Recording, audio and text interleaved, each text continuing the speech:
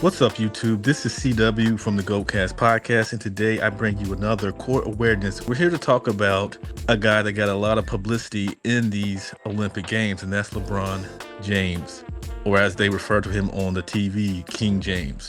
Kind of got tired of that, but either way, LeBron James. And today I'm telling you why the 2024-2025 season will be LeBron's last. I know some of you are like, you're crazy. He's still in great shape. Did you see him playing? He played like one of the best players on the court. He was out there doing more than some of these young guys. And I get it. He absolutely was. But hear me out. I have two big reasons why I think that this upcoming season will be his last. So my first reason is this is the perfect swan song. He was not only the flag bearer in the Olympic game, he was heavily publicized, talked about, and shown during these Olympics. I mean, if you didn't know any better, you would think that he was the all-star of their team, even though he was a big part of that team. But what a perfect way to go out, leading Team USA to gold at 39 years old. Obviously, he'll probably not get another chance. I mean, LeBron's great, but 4 more years, him at 43, I'm 43 right now, and I can tell you there's probably no way, even a genetic freak like LeBron can play top-notch basketball at 43 years old, but you never know. But I'm pretty sure Father Time is going to catch up to him at some point, and I think it's going to come sooner than later. Now, with that said, as I said, he won gold as a major part of Team USA, a Team USA team that really needed him after that FIBA World Cup where they barely medaled. So Captain America, whatever you want to call him, comes in, swoops in, saves the day, gives the U.S. another gold medal. And I think that if you don't go out on that note, I mean, I don't see why not. Everything is perfectly set for him. And I believe that him being highlighted the way he has, these Olympics, really puts a stamp on his career of just how great he was for as long as he has been. And I think there's no better way to end your career than on a high note in the Olympics, getting a gold medal, being the face of the team, being the team leader.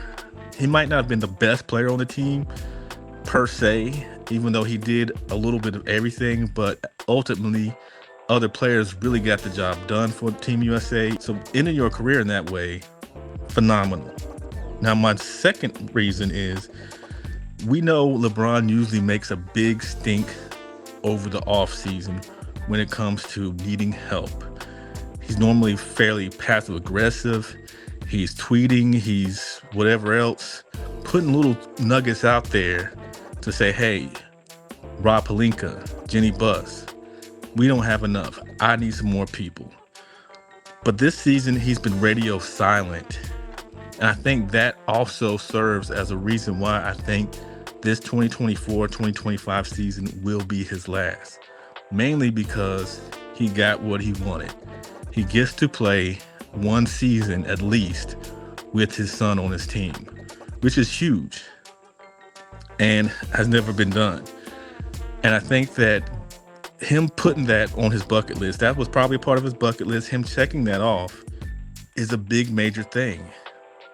Let's be honest, the Lakers are not built to win out west. There's too many teams that are way better than the Los Angeles Lakers as currently constructed. The only way I can see them getting better is some big time major trade before the trade deadline, or if they can get one early in the season and maybe talk a team into giving up some huge assets. But now a lot of guys that they had a chance to maybe go out and get has gotten paid. And the Lakers don't have that much wiggle room when it comes to money, especially with D'Lo coming back and LeBron taking the salary he took.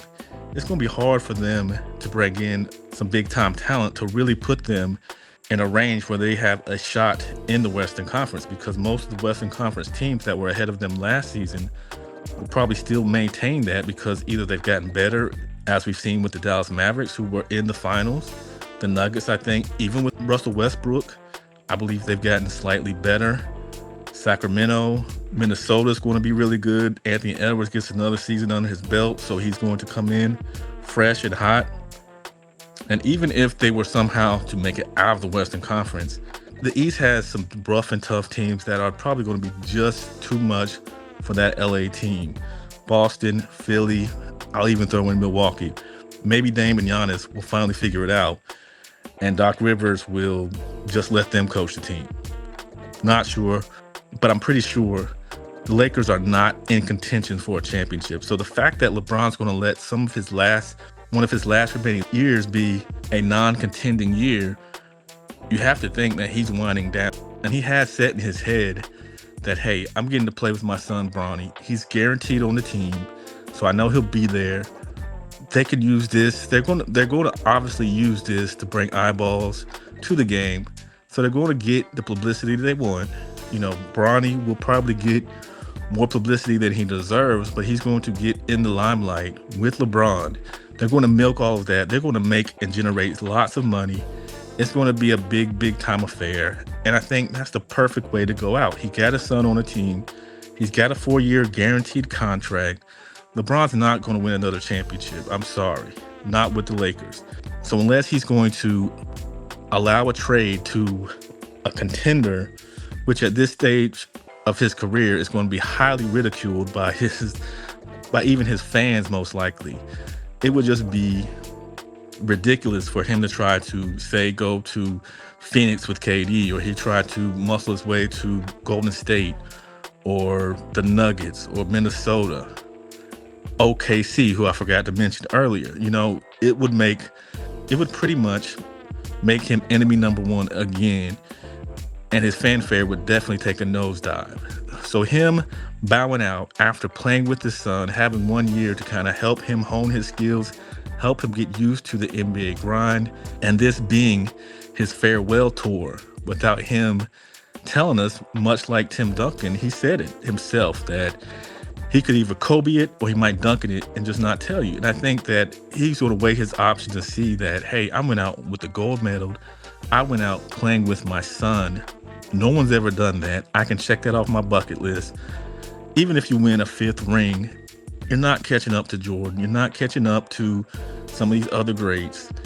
So just let it go. Let it go on a high note, because what we definitely don't want is to see LeBron go down because he has to instead of on his own accord. And I think this is the perfect season to do that. You could say I led Team USA to a gold medal. I played an entire season with my son on the team. There's no better way for him to say farewell and go out on his own note. So that's just my 2 cents. I think LeBron is setting himself for a farewell tour that's just not being publicized, or he's not saying it's his farewell tour. But I think as the season progresses, we'll really see that this is it for LeBron. And he's going to probably try to go out just guns blazing. I would admire that if he did it.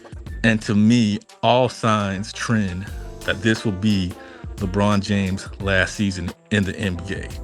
But what do you guys think? Let me know in the comment section. Do you think the 2024-2025 season will be LeBron James' last? Or do you think he's got a few more seasons in the gas tank? I just don't see it. I think you want to end it on a high note, and this would be the perfect way. So this is Court Awareness with CW again. Thank you guys for all your support. Thank you for the likes, the subs. We really appreciate it. Almost at that 100 goal. Can't do it without you guys. So please continue to help the channel grow. And we'll be back this Tuesday, 7:30 Eastern Standard Time, with the GOATcast podcast with myself and Big Nige. Thank you, and be back soon.